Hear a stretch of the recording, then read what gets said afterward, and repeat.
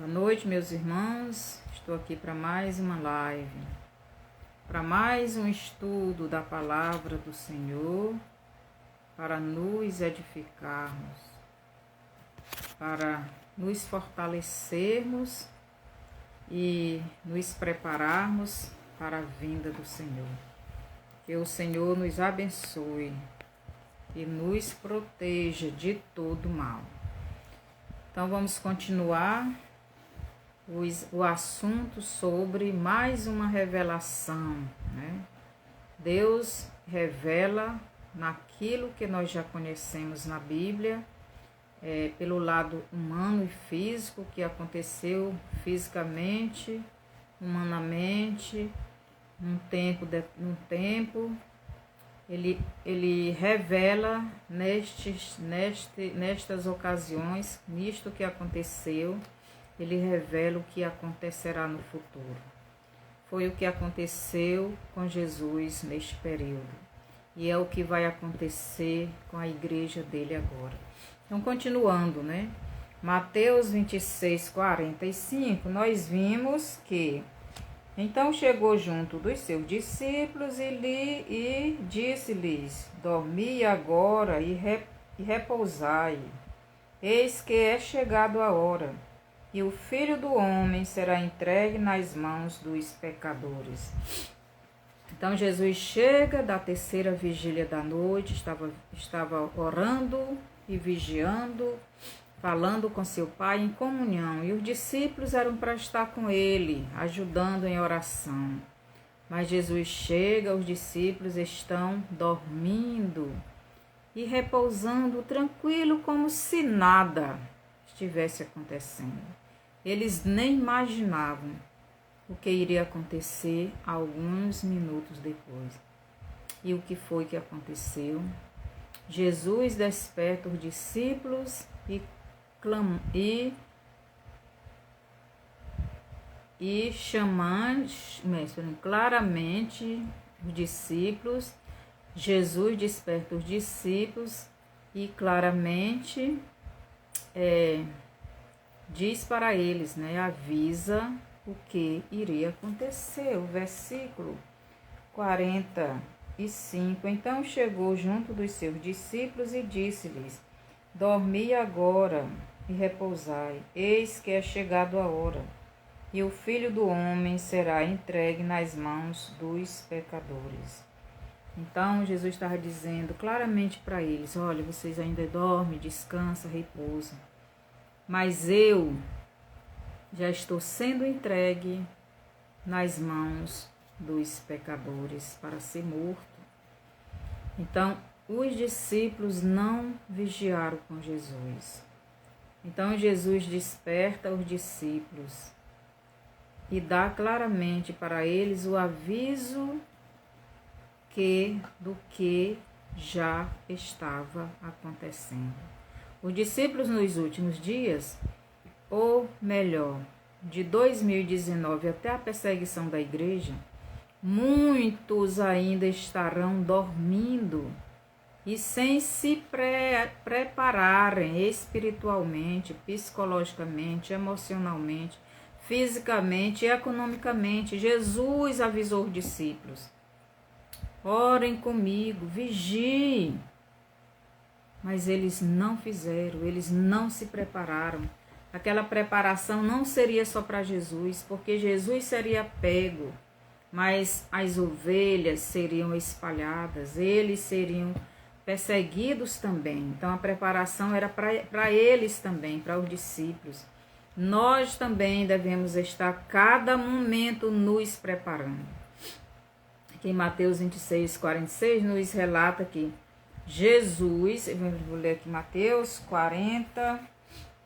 26, 47, diz assim: e estando ele ainda a falar, eis que chegou Judas, um dos 12, e com ele grande multidão, com espadas e varapaus, enviada pelos príncipes dos sacerdotes e pelos anciãos do povo. Então Jesus diz para os discípulos: levantai-vos, partamos, eis que é chegado o que me trai. Então Jesus avisa: vamos, porque o traidor já está vindo, ele já chegou. Então no versículo 47 Jesus diz: e estando ele ainda falando com os discípulos estas coisas, eis que chegou Judas, o traidor, um dos 12, e com ele grande multidão, com espadas e varapaus, enviada pelos príncipes dos sacerdotes e pelos anciãos do povo. Então veio uma grande multidão com Judas, né? Naquela multidão tinha os soldados, né? Tinha religiosos, tinha o povo, né? Que apoiava os religiosos. Então, nos relata que Jesus, Mateus 26, 47, nos relata que Jesus ainda estava falando com os discípulos, quando chegou Judas, um dos 12, e com Judas, grande multidão com espadas e porretes, vindo, né, sendo mandado pelos principais dos sacerdotes. Preste atenção que quem mandou aqueles homens foram os principais dos religiosos, os principais dos sacerdotes, os principais, os mais importantes, os mais influentes. Era eles que queriam a morte de Jesus. Então, os principais sacerdotes e dos anciãos. Os anciãos eram os líderes do povo, né? Aqueles que as pessoas ouviam. Então, os anciãos, então, os sacerdotes e os anciãos, os que lideravam o povo, que o povo ouvia. Então, Judas representa todos os líderes religiosos apóstatas que se venderam ao sistema, tanto religioso como político. Então, Judas, ele representa estas pessoas, né? Porque Judas, ele era um apóstolo. Jesus tinha 12 apóstolos, mas tinha muitos discípulos. Então, Jesus era discípulo, Judas era discípulo, mas também era apóstolo.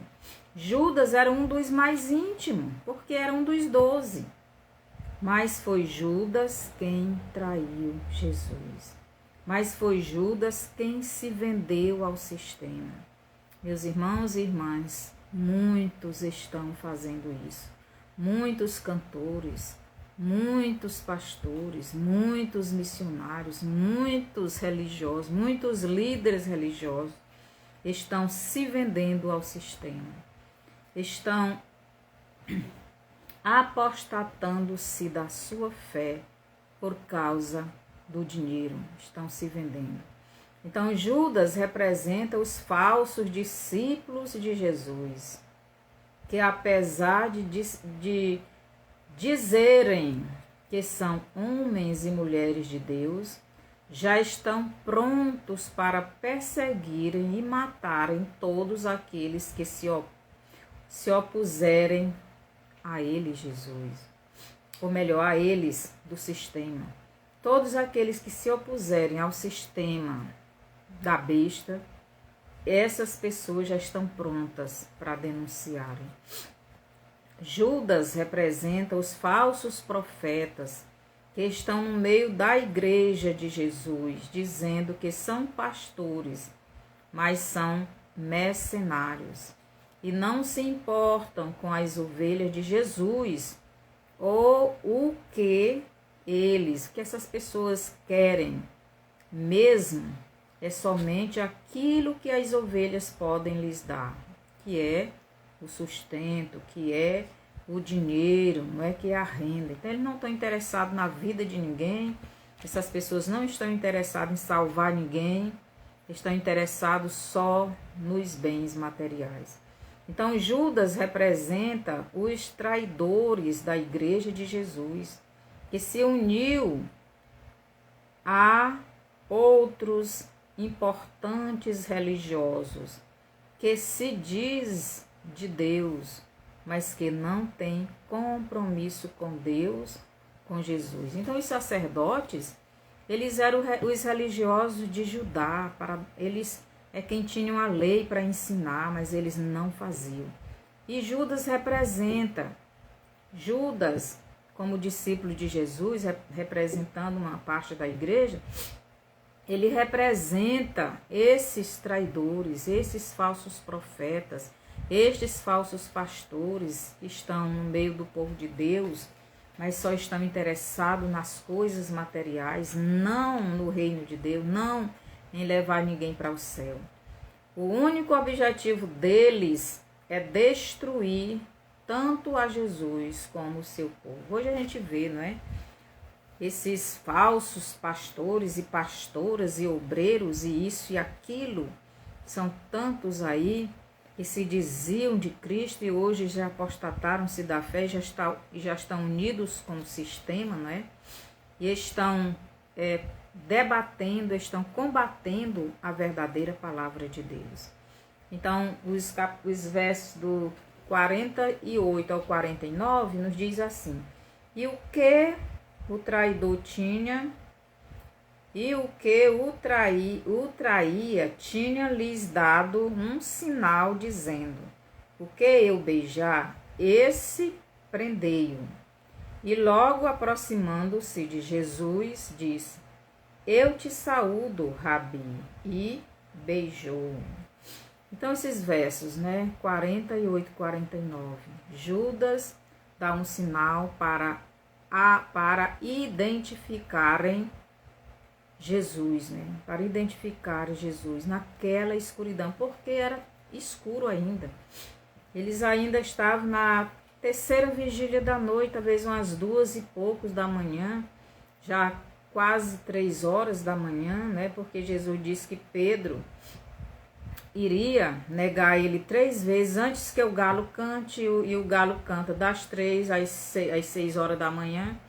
Então, e quando o galo cantou, Jesus já estava sendo julgado pelos os sacerdotes, Então, talvez era umas 2 e pouco da manhã, perto das 3, era bem escuro, Então, o Judas, ele deu um sinal para o povo que ia prender Jesus. Aquele a quem eu beijar, esse vocês devem prender.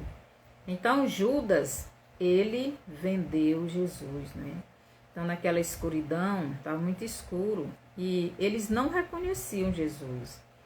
Então, pois no escuro, tudo é parecido, E ainda era muito escuro. Judas combinou um sinal com os sacerdotes. Os sacerdotes apóstatas, Porque aqueles sacerdotes, eles eram para ter recebido Jesus e ter levado o povo a adorar Jesus, mas eles estavam interessados em matar Jesus. Então, o sinal era um beijo na face de Jesus, o verdadeiro líder da igreja. Então, Judas beijou o verdadeiro líder da igreja de Jesus, a igreja dele, a verdadeira igreja. Jesus é o líder, é o verdadeiro líder. E Judas foi lá e o beijou. Então, o verdadeiro líder da igreja, do Israel espiritual. Este beijo significava que Judas fazia parte destes discípulos. Então, Judas, beijando Jesus, estava dizendo que ele fazia parte daquele grupo de discípulos, Aqueles que eram mais íntimos de Jesus, porque se não fosse mais íntimo, ele não iria beijar Jesus. E que conhecia Jesus, mas que nunca creu verdadeiramente em Jesus como seu Messias, mas o seu interesse em estar no mesmo grupo dos apóstolos era um interesse material. Então, o Judas, ele estava ali, mas o interesse dele não era servir a Jesus, não era ser servo de Jesus. O interesse dele era participar do governo humano de Jesus. Ele queria ser alguma pessoa importante no governo de Jesus. Ele achava que Jesus iria assumir o reino de Israel e destronar os romanos, né? Ele pensava que ia ser importante, mas quando Jesus disse que não veio para isso, ele se desanimou e resolveu vender Jesus. Versículo 50 nos diz assim: Jesus, porém, lhe disse: Amigo, a que vieste? Então, aproximando-se eles lançaram mão de Jesus e o prenderam. Preste atenção que foi o que Jesus disse para Judas. Depois de Judas lhe dar um beijo na face, Jesus chama Judas de amigo e faz uma pergunta para Judas. Então, Jesus, ele faz uma pergunta muito interessante. Amigo, por que vieste? Jesus, ao fazer esta pergunta a Judas, ele está dando a Judas a última oportunidade de refletir, cair em si, reconhecer o seu erro e arrepender-se e voltar-se para Jesus e ser salvo. Então, Jesus diz: amigo, para que vieste? Então, era a hora de Judas fazer uma reflexão. O que é que eu vou fazer com meu Senhor? Se arrepender naquele momento e pedir perdão. Mas Judas não fez isso. Então, Deus sempre dá ao homem a última oportunidade de se arrepender dos seus pecados e vir confessando para Jesus e abandonando a sua vida de pecado e recebendo uma nova vida. Então, Jesus, ele sempre dá esta oportunidade. Tem gente que na hora da morte, Jesus dá a oportunidade e ela aproveita, mas outros não. Judas não aproveitou. Judas estava pensando que ia viver muito ainda, né? E que ia pegar aquele dinheiro e ia usufruir. Então, Deus fez isto com Adão, em Gênesis 3:9. Deus chega para Adão e diz: Adão, onde estás? O que é que Deus estava fazendo ali? Deus estava dando a última oportunidade para Adão se arrepender, reconhecer o seu erro, antes para que ele não fosse expulso do jardim. Mas Adão não fez. Então Deus disse: Adão, onde estás? O que é que Deus estava dizendo? Adão, em que lugar espiritual tu está? Mas Adão não se arrependeu. Ele jogou a culpa na mulher, a mulher jogou a culpa na serpente, e assim um jogou a culpa no outro, não reconheceram o seu erro e foram expulsos do jardim. Mas Deus deu uma oportunidade ainda de eles se arrependerem. Então, quando Deus pergunta para Adão onde está, é isso que Deus está dando nessa oportunidade de Adão refletir. Senhor, eu te desobedeci, eu pequei, me perdoe. Mas não, ele jogou culpa na mulher. Então, Deus estava dando a oportunidade de Adão de reconhecer o seu pecado, se arrepender diante de Deus, se humilhar a Deus, pedir perdão e voltar a ter comunhão com o Pai eterno. Mas Adão não fez. Eva também não fez, né? A mesma oportunidade Deus deu para Caim, em Gênesis 4, do 6 ao 7 e 9. Então, Caim estava ali querendo matar o seu irmão, estava planejando. Deus diz: a você cabe dominar esse sentimento. Quando Caim mata Abel, Deus vai lá: Caim, o que tu fizestes? Então Caim disse: eu não sou todo meu irmão. Quer dizer, Deus deu uma oportunidade para Caim se arrepender, mas Caim não se arrependeu e foi com raiva de Deus. Então Deus também está lhe dando mais uma oportunidade de reconhecer o seu pecado e se humilhar diante de Deus, arrependido e confessando a Deus e abandonando-os. Então você tem essa oportunidade. Deus está lhe dando mais uma oportunidade de você também se arrepender pedir perdão, se humilhar diante dele, arrependido, vindo a Deus, pedindo perdão, confessando, abandonando o seu pecado. Ainda no verso 50, Jesus, porém, lhe disse: amigo, a que vieste? Então, aproximando-se eles lançaram mão de Jesus e o prenderam. Então, nos revela que serão aqueles que são próximos de nós, até mesmo os que eram os nossos irmãos da igreja, também os nossos familiares e vizinhos,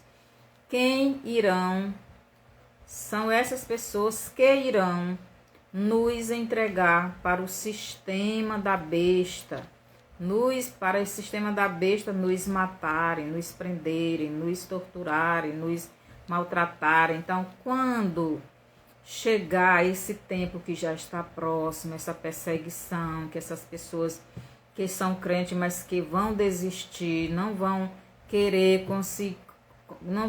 continuar sendo evangélico, porque não vão querer ficar no sofrimento, não vão querer morrer por Jesus. Então, eles vão entregar aqueles que permanecerem firmes. E isso será os irmãos da igreja, será os seus familiares, os nossos familiares, serão os nossos vizinhos, nossos conhecidos. Então, foi Judas, um dos 12, que entregou Jesus para o sistema da época, para o sistema religioso. Então, no verso 51, e eis que um dos que estavam com Jesus, estendendo a mão, puxou da espada e feriu o servo do sumo sacerdote, cortou-lhe uma orelha. Então, o versículo 1 nos mostra a igreja ainda confiando na força do seu próprio braço. Então, Pedro aqui, esse que puxou o punhal, aqui em Mateus não diz que é Pedro, mas em outros livros, em outros livros, Marcos, João e Lucas, eles falam, né, que é Pedro. Então, Pedro, ele queria defender Jesus com a força do seu braço, né? E ele puxa um punhal, ele puxa uma faca, né, como nós chamamos hoje, e cortou a orelha do soldado, né, do Malco. Então, ele queria defender Jesus com as suas próprias forças. Tem muitas pessoas que querem defender o reino de Deus com a sua própria força, sua força humana, sua força terrena, como se o reino de Deus fosse terreno, como que o nosso inimigo é terreno, mas não é. Então, Pedro, cortando a orelha do soldado Malco, João 18:10, representa a igreja, não é? Lutando com o sistema, se igualando ao mundo, significa a igreja se utilizando das mesmas armas que os ímpios usam para guerrear, né, contra os seus inimigos. Então, o mundo usa as armas do mundo para lutar contra as pessoas do mundo. Mas nós não somos do mundo. E a arma do povo de Deus não são as armas do mundo. Em João 18:11, Jesus diz para Pedro: quem usa as armas das trevas serão feridas por elas também. Então, Jesus diz: põe a tua espada, né, na bainha, porque com quem o ferro fere, com ele é ferido. Então, em Efésios 6:12, Paulo nos diz que tipo de arma nós devemos usar, que tipo de armadura devemos ter. Paulo nos diz que a nossa armadura é uma armadura espiritual. Nós temos que nos vestir com uma armadura espiritual, porque o nosso inimigo, ele é espiritual. E eles são poderosos. E nós não o venceremos com as armas terrenas, não adianta. Então a nossa arma é a oração, a nossa arma é a palavra de Deus no nosso coração, na nossa mente. A nossa arma é a nossa fé em Jesus Cristo. A nossa arma é a nossa preparação na palavra de Deus para evangelizar. E assim você vai vendo lá em Efésios 6,12, cada peça desta armadura. É com essa armadura que nós vamos vencer o inimigo. Por isso a nossa armadura e armas não são terrenas, e sim espirituais. Mas Pedro, representando a igreja, queria vencer o inimigo com as armas deste mundo. Devemos ter cuidado, minhas irmãs, meus irmãos. Devemos estar de joelhos no chão, porque nós vencemos o inimigo como Jesus venceu. Jesus venceu com oração e com a palavra. Ele passou 40 dias e 40 noites no deserto orando.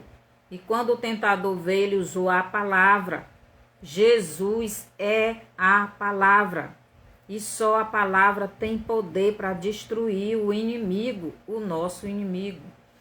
Então você só usará uma arma terrena se for na orientação de Deus e para sua defesa e da sua família. Então, se Deus nos permitir usar uma arma, então nós usaremos. Se não, nós temos Ele é a nossa arma. Ele é a palavra que devemos usá-la a todo momento contra o nosso inimigo. Nosso inimigo é espiritual. Os versos do 2 ao 3 nos diz o seguinte. Então Jesus disse-lhe em Bainha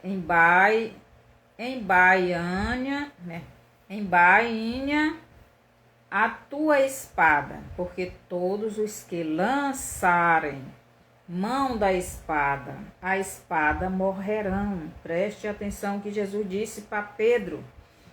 Então Jesus lhe disse, embainha a tua espada, porque todos os que lançarem mão da espada, a espada morrerão.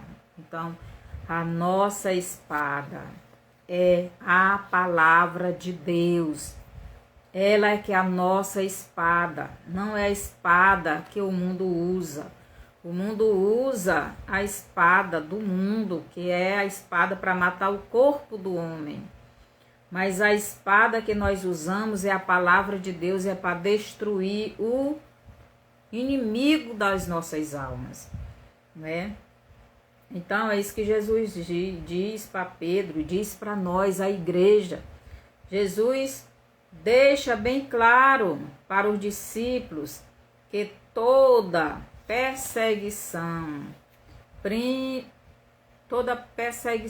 toda provação que veio sobre ele, sobre ele e sobre a igreja, é permissão de Deus, né? O versículo 22 a gente vê, aliás, o 22, 52, a gente vê Jesus falando sobre a arma. Mas o 23 ele diz, ou pensas tu que eu não poderia agora orar a meu Pai, e que ele não me daria mais de 12 legiões de anjos?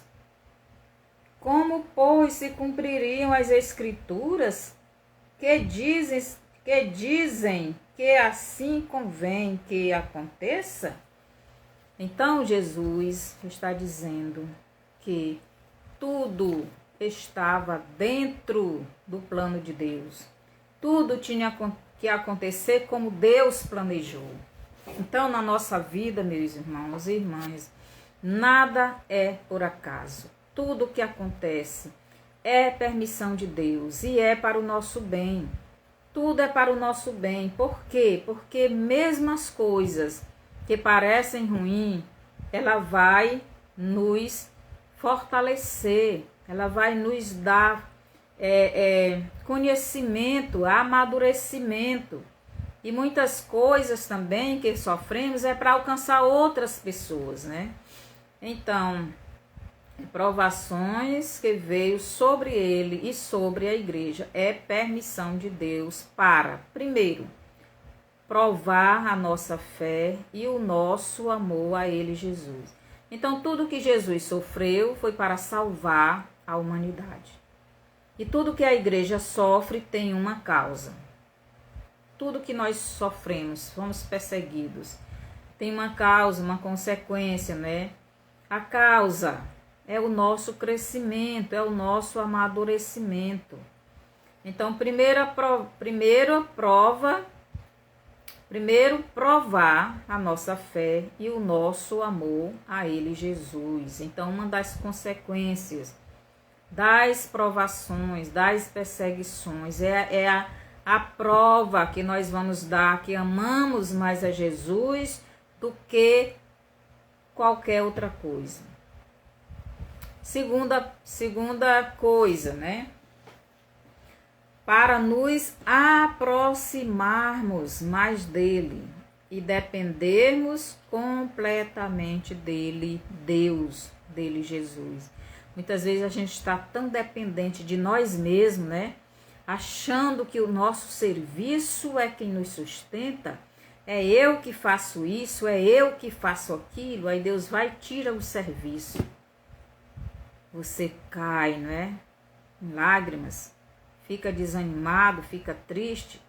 Então Deus está ali fazendo aquilo para que você se achegue mais a Ele, busque mais a Ele, dependa mais dEle. É por isso que vem as provas.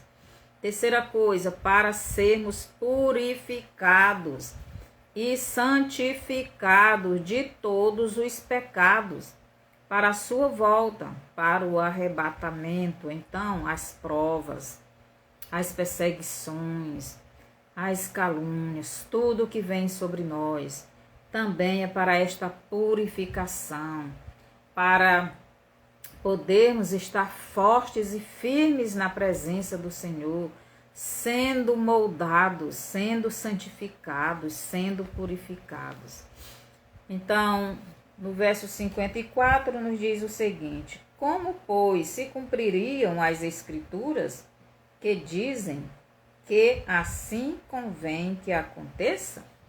Então, Jesus está dizendo para Pedro que tudo estava acontecendo com ele para se cumprir as escrituras.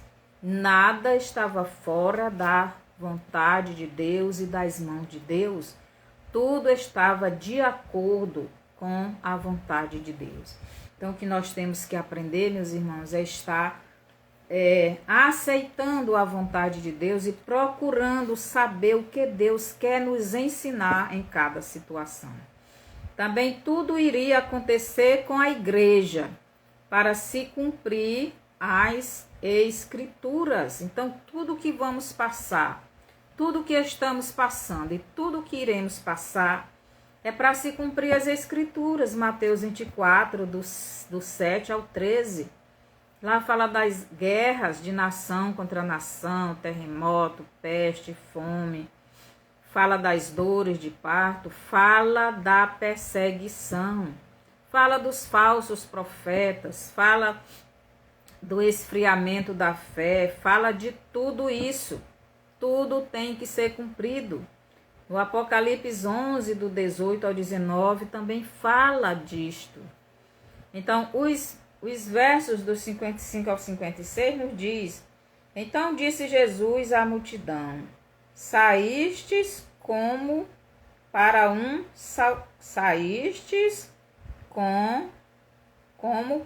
salteador, com espadas e varapaus para me prender. Todos os dias me assentava junto de vós, ensinando no templo, e não me prendestes. Mas tudo isto aconteceu para que se cumpram as escrituras dos profetas. Então todos os discípulos, deixando-o, fugiram. Mais uma vez Jesus disse: vocês vieram me prender agora? Eu estava todo o tempo ensinando vocês no templo e vocês nunca me prenderam.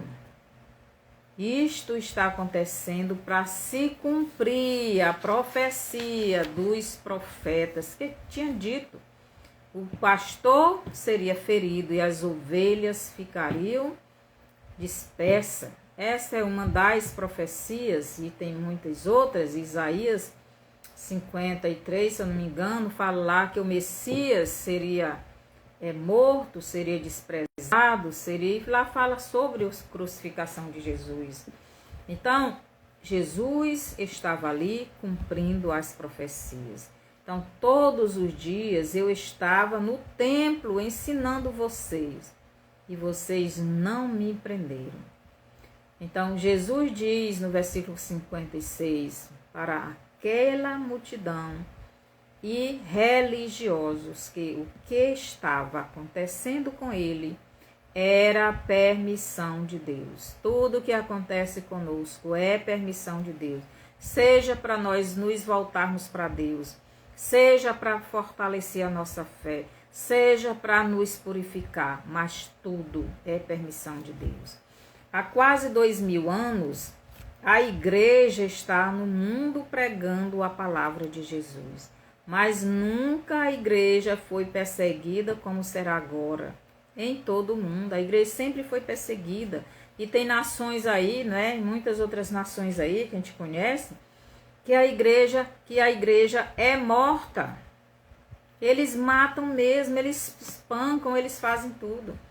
Mas agora vai ser mundial. Então, nunca a igreja de Jesus foi perseguida em todo o mundo, como será nestes 3 últimos anos e meio da igreja na terra, né? Então, será mundial e será toda a igreja. E será para se cumprir a palavra de Deus. Em 2 Tessalonicenses 2, do 3 ao 11. Vou ler bem aqui, 2 Tessalonicenses, que diz assim. 2 Tessalonicenses.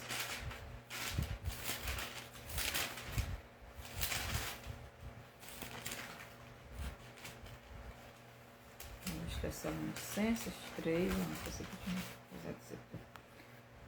2, do 3 a 11, Paulo nos diz o seguinte: ninguém de maneira alguma vos engane, porque não será assim sem que antes venha a apostasia e se manifeste o homem do pecado, o filho da perdição, o qual se opõe e se levanta contra tudo que se chama Deus, ou se adora, de sorte que se assentará como Deus, no templo de Deus, querendo parecer Deus.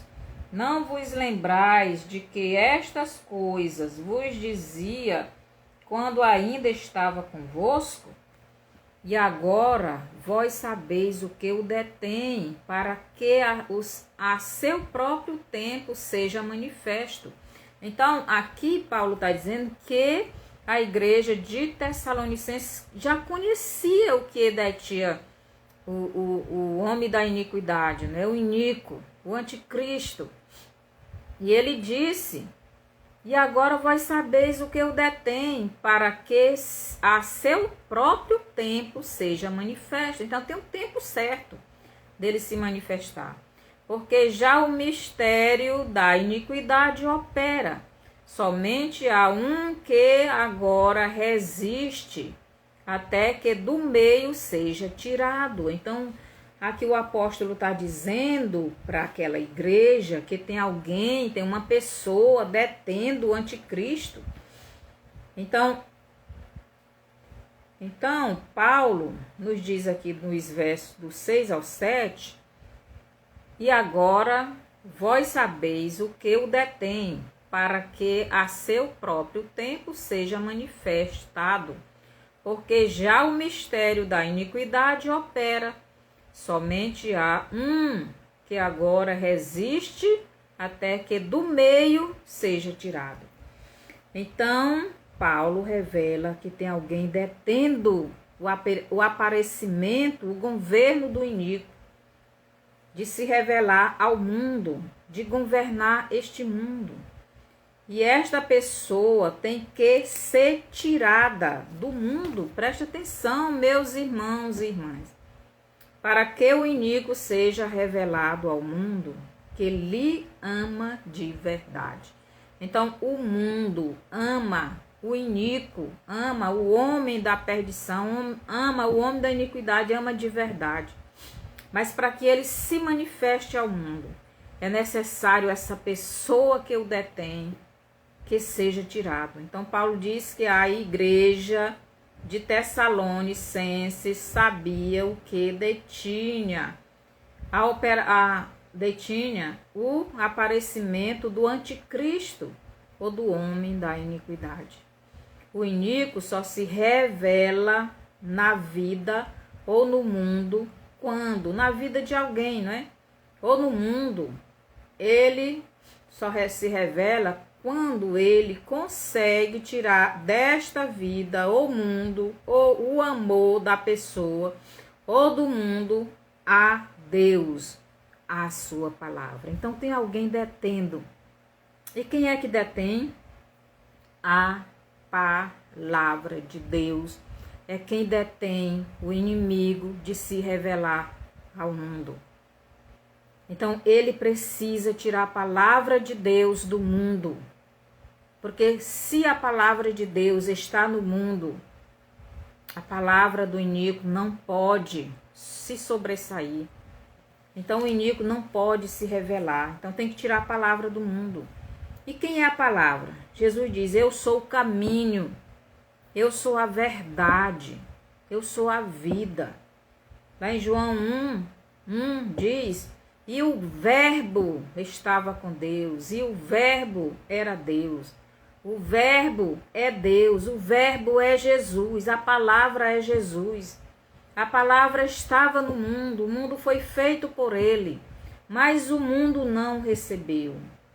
Mas a todos quanto receberam, deu-lhes o poder de serem feitos filhos de Deus. A palavra habitou entre nós, cheio de graça e de verdade. Então, quem está detendo o anticristo é a palavra de Jesus neste mundo. Quando a pessoa, cidade, nação ou até mesmo todo mundo substituir o amor e a obediência à lei de Deus, a palavra de Deus, ou melhor, substituir Jesus pela mentira, por Satanás, substituir Jesus por Satanás, substituir a verdade pela mentira, substituir a palavra de Jesus pela palavra do diabo. Então ele se manifestará, ele se revelará. Agora você entende por que a palavra de Deus está sendo perseguida? Porque a palavra de Deus é o alvo de Satanás para ser tirado da terra. No Éden, Eva substituiu a árvore da vida, a palavra de Deus, a palavra que é Jesus. Jesus era representado por aquela árvore. Então, Eva substituiu a árvore da vida pela árvore do conhecimento do bem e do mal. Então, Eva substituiu Jesus, que é a vida. Eu sou o caminho, a verdade e a vida. Eu sou a videira verdadeira e meu pai é o agricultor. Então Eva substituiu a árvore da vida, que representa a lei de Deus, que representa a palavra de Deus. Eva substituiu pela árvore do conhecimento do bem e do mal. Eva substituiu a palavra de Deus, a Jesus, pela quebra da lei, pela palavra do diabo. Ela trocou de Deus, ela trocou de Senhor, ela rejeitou Deus, ela rejeitou Jesus, ela aceitou a palavra do maligno, e a palavra do maligno é mentirosa. Adão também substituiu a palavra do Pai Eterno pela palavra de Eva. Eva diz: come o fruto, e ele comeu. Então ele substituiu a palavra de Deus, que disse para ele não comer o fruto porque ele ia morrer, mas ele não ouviu a voz de Deus. Os descendentes de Enos, que serviam o Pai Eterno, preferiram abandonar a palavra do Pai Eterno para seguirem a palavra das filhas dos descendentes de Caim, que serviam a Satanás, levando todas aquelas gerações à destruição, menos Noé e sua família. Então, os descendentes de Enos, que começaram a adorar a Deus, os descendentes de Enos, a partir deles, Deus começou a ser adorado de novo na terra, porque Caim matou Abel, que era o que louvava a Deus. Caim não quis saber de Deus, a descendência de Caim não quis saber de Deus. Quando Adão teve Sete e Sete teve Enos, a partir de Enos, dos descendentes de Enos, Deus começou a ser louvado e adorado novamente na terra. Mas aí eles começaram a se casar com as filhas de Caim, a descendente de Caim, e deixaram Deus. As gerações novas não foram conhecendo Deus, não foram adorando Deus, porque aquelas mulheres pagãs não ensinaram a palavra de Deus para as novas gerações, e elas não tinham Deus e foram todos destruídos. Somente Noé e a sua família ficaram. Sodoma e Gomorra preferiram obedecer a palavra do diabo e desprezarem moralmente, né? E se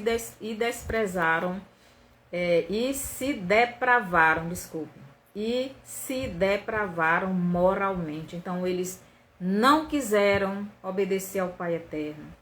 Eles preferiram a depravação moral, né? Como diz lá em Romanos 1, do 18 em diante, do que ouvirem a palavra do sobrinho de Abraão. Rejeitaram a palavra de Ló e não quiseram mudar as suas vidas para serem salvos do fogo eterno. Então, meus irmãos, se não há mudança, se a pessoa não quer a palavra de Deus, então ele quer a palavra do diabo, e o diabo vai se manifestar, vai se revelar quando a palavra de Deus é tirada do mundo. Eles aceitam somente Satanás, e Satanás se revela. Olha para o Brasil, no dia 13 de agosto vai ter a primeira caminhada para Exu, para os demônios. Preste atenção, as pessoas estão trocando todos os dias a palavra que é Jesus pela mentira que é Satanás. E a cada dia Satanás está se revelando mais. Em Romanos 1, do 18 ao 26, Paulo aborda esta mudança do homem. Esta troca da verdade pela mentira. Já botei um estudo sobre isso aí. Da mentira, da verdade de Deus pela mentira do diabo. Das leis de Deus por um mundo sem leis. Da justiça pela injustiça. Estão trocando a honra pela desonra. O mesmo assunto Paulo aborda em 2 Tessalonicenses 2,6, que nós já lemos. Para a igreja de Tessalonicenses, Paulo revela o que detém o homem da iniquidade, de se revelar ao mundo. Era a palavra de Deus sendo vivida pelos verdadeiros seguidores de Jesus. Então, era a palavra de Deus na vida das pessoas, na vida dos primeiros cristãos, que estava detendo Satanás, detendo o homem da iniquidade de se revelar. Quando a palavra de Jesus fosse substituída pela palavra do diabo, ou melhor, quando os homens não quisessem mais obedecer a palavra de Jesus e aceitassem somente a palavra do diabo, a mentira, né, de Satanás, da serpente, como Eva e Adão fizeram no Éden, então seria a hora, não é, do homem da iniquidade se revelar ao mundo como sendo o Messias dos judeus. Então isto já está perto, porque a cada dia o mundo rejeita mais a palavra de Deus. O mesmo sistema que condenou Jesus em carne e osso, que é a palavra, o sistema no tempo de Jesus estava condenando a palavra, estava tentando tirar a palavra do mundo. Jesus era a palavra em forma de homem, e eles condenaram a palavra. O mesmo sistema que condenou Jesus em carne e osso também condenou todos os seguidores de Jesus à morte. Todos foram mortos. Só João, que não foi morto pelo sistema, mas o sistema ainda jogou ele na vasilha de gordura quente. E o mesmo sistema que já condenou a palavra de Jesus, a destruição, eliminação. Então, eu vi um vídeo que eles colocaram uma cabeça de bode em cima da Bíblia. Ali é uma blasfêmia e diz que é arte. Então, eles já condenaram a palavra escrita, porque a palavra em carne e osso já foi morta, mas ressuscitou. Então preste atenção o que a Bíblia nos ensina. A Bíblia será caçada, pois ela já foi condenada pelo sistema a ser destruída. Nós estamos vendo as pessoas cuspindo, fazendo cocô em cima da Bíblia, queimando a Bíblia, fazendo tudo, rasgando a Bíblia, comendo a Bíblia. O ódio está muito grande com a palavra. A Bíblia também está sendo profanada, está sendo reescrita pela inteligência artificial. Mas o sistema não pode tirar completamente a palavra de Jesus da terra. Se a igreja ainda estiver vivendo e pregando esta verdade, esta palavra na terra, ele não pode. Então, para eles tirarem completamente a palavra, eles têm que tirar os pregadores da palavra, os verdadeiros. Então, preste atenção o que aconteceu para que a palavra fosse eliminada. Por isso, para acabar, ou melhor, para calar a verdade, que é Jesus, que é a palavra, o sistema terá que calar a igreja. Aí é onde entra a perseguição. Para isso, o sistema semeou os dele em toda a igreja, em todo o mundo. Em Mateus 13, 25 e 5,5, quando a igreja deixou de vigiar, lá em Mateus 13, 25, lá diz assim: os homens dormiram e veio o inimigo e semeou o joio. E aqui em Mateus 25, 5, diz que todas as virgens dormiram.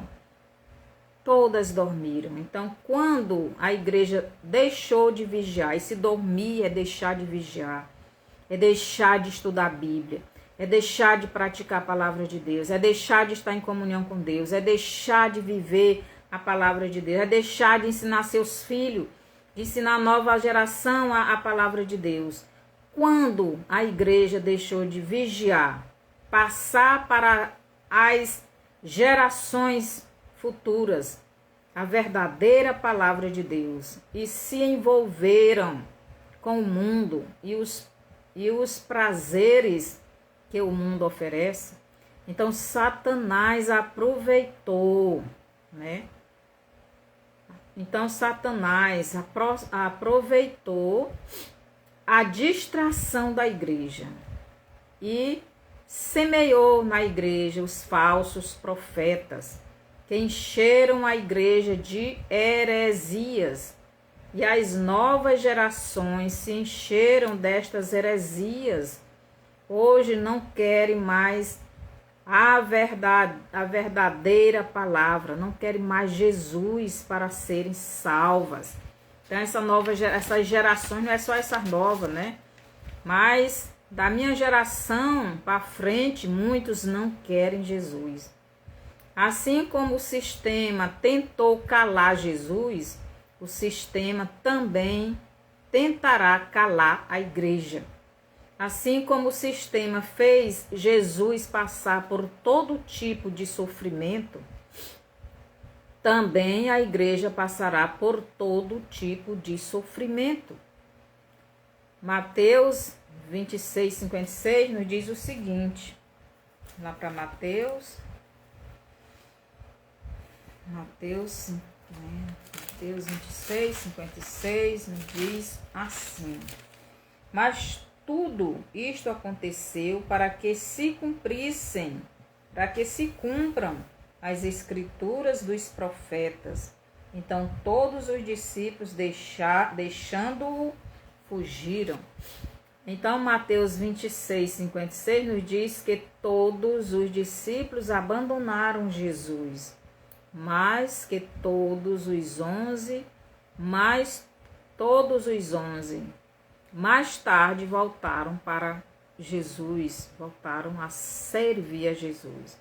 Também todos os verdadeiros discípulos de Jesus ficaram firmes mesmo na perseguição. Então, quando Jesus subiu, a gente viu os discípulos, os apóstolos, tudo firme, pregando a palavra, sendo perseguidos, sendo mortos. Tiago foi o primeiro que morreu pelo reino, e assim a igreja sempre foi perseguida.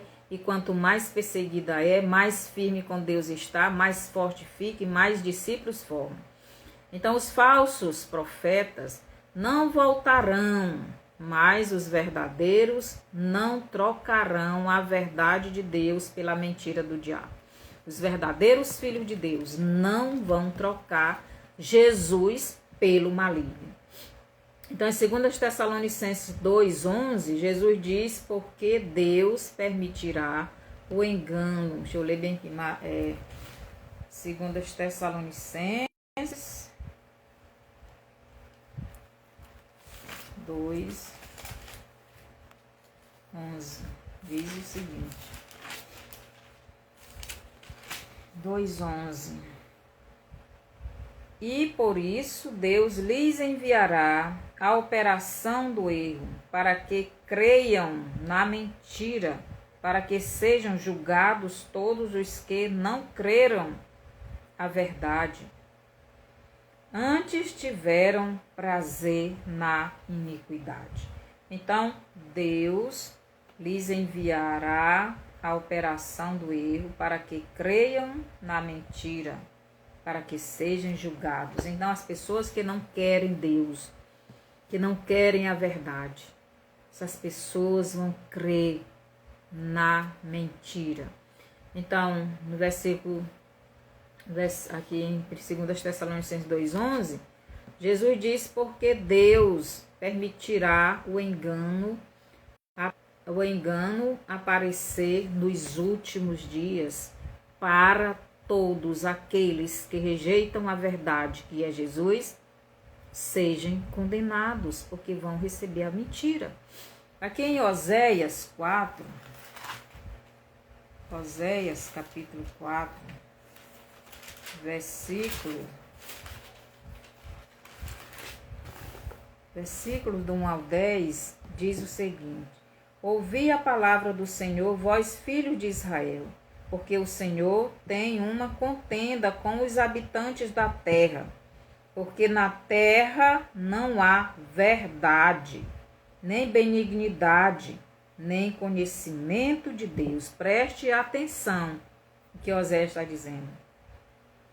Que na terra, Deus tem uma contenda com os habitantes da terra, porque na terra não há verdade, nem benignidade, nem conhecimento de Deus. Só permanecem o perjurar, o mentir, o matar, o furtar e o adulterar. Fazem violência um ato sanguinário segue imediatamente a outro. Por isso a terra se lamentará, e qualquer que morar nela desfalecerá, com os animais do campo e com as aves do céu. Até os peixes do mar serão tirados. Meus irmãos, tudo está acontecendo. Deus está tendo esta contenda com a terra. Por quê? Porque a terra está na violência, tirou a verdade, não quer a verdade. E o que é que Deus está dizendo aqui? Só permanece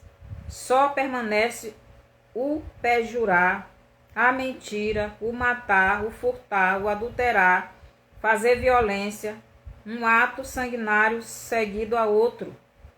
Por isso a terra se lamentará, a terra está se lamentando hoje. E qualquer que morar nela desfalecerá. As pessoas hoje estão desfalecendo com tanta coisa ruim que está acontecendo e ainda nem começou. Com os animais do campo e com as aves do céu. Até os peixes do mar serão tirados. A gente está vendo isso, os animais rodando, passam não sei quanto tempo rodando, e os peixes saindo de dentro do mar e querendo vir para o seco. Todavia ninguém contenda, ninguém repreenda, porque o teu povo é como os que contendem com o sacerdote. Então, os sacerdotes não fizeram a parte dele. Aqui está falando do reino de Israel. O reino de Israel se afastou de Deus depois que Salomão morreu e foram colocados para eles ídolos, expulsaram os verdadeiros profetas, expulsaram os verdadeiros sacerdotes e colocaram sacerdotes falsos, colocaram profetas falsos, homens que adoravam a ídolos, e levar o povo de Israel a adorar a idolatria. Por isso tropeçarás de dia, e o profeta contigo tropeçará de noite, e destruirei a tua mãe. Então aqui Deus estava dizendo que ia destruir o reino de Israel. E foi o que ele fez. Deus fez isso. O reino de Israel tirou a palavra de Deus da vida e mente do povo e colocou a idolatria, colocou a mentira. O reino de Israel substituiu os verdadeiros sacerdotes e profetas pelos falsos sacerdotes e profetas. Israel substituiu a palavra de Deus pela mentira do diabo. Israel substituiu a adoração ao verdadeiro Deus pela idolatria a demônios.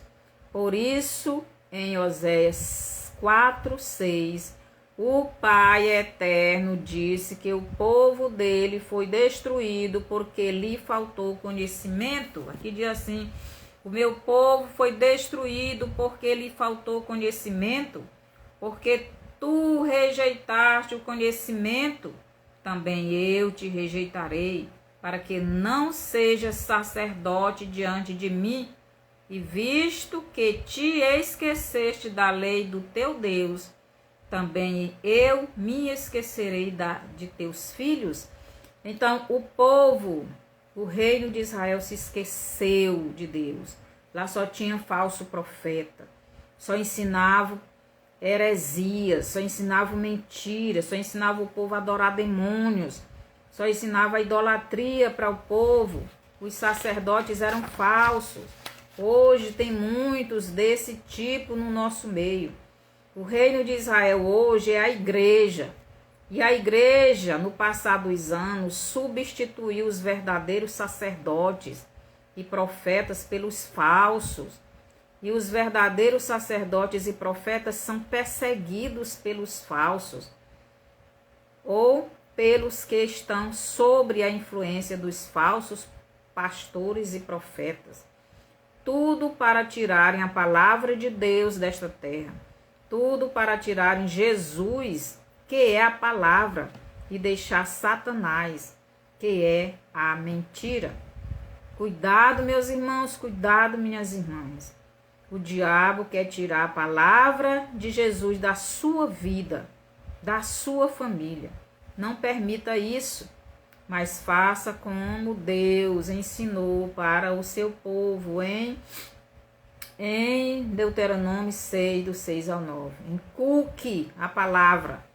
Deixa eu ler lá, porque isso aqui é muito importante. Deuteronômio 6.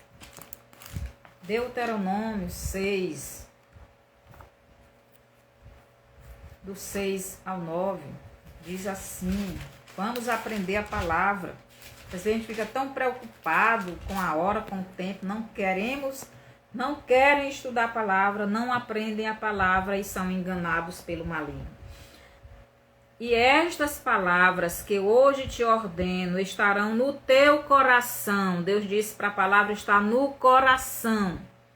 E as ensinará a teus filhos, e delas falarás assentado em tua casa, e andando pelo caminho, e deitando-te e levantando-te. Também atarás por sinal na tua mão, e te serão por testeiras entre os olhos.